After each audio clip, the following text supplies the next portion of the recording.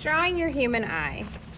You will draw this on your canvas today using a pencil.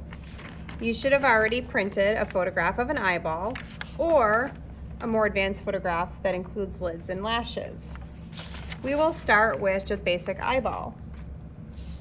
You will use the large circle to trace the white part of the eye. This does not have to be in the center of your canvas. You can do it off center if you choose. Next, we will trace what's called the iris. The iris is the colored part of the eye. That is also a circle. This does not have to be in the center. It can be off center to make your eyeball look like it's looking in a different direction. Next, we will draw what's called the pupil. The pupil is also a circle. It's black and it's in the center of your iris. Next, we'll draw what's called the light reflection. The light reflection is the part that reflects the light when the eye is looking.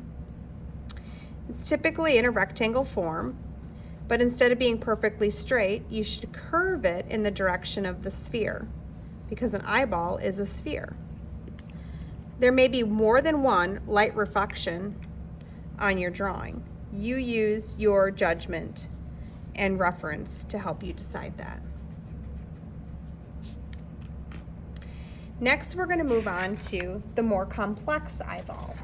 This includes lids and tear duct and lashes.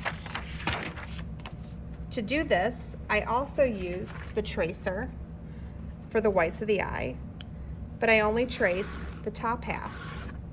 And then I come up and I connect it to the bottom half to create a football.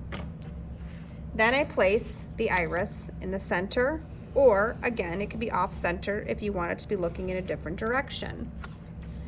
Pupil, center, light reflection, again, moving in the direction of the three-dimensional eyeball. Finally, I'm going to connect the two ends together to create what's called the tear duct of the eye. It's kind of a softened triangle.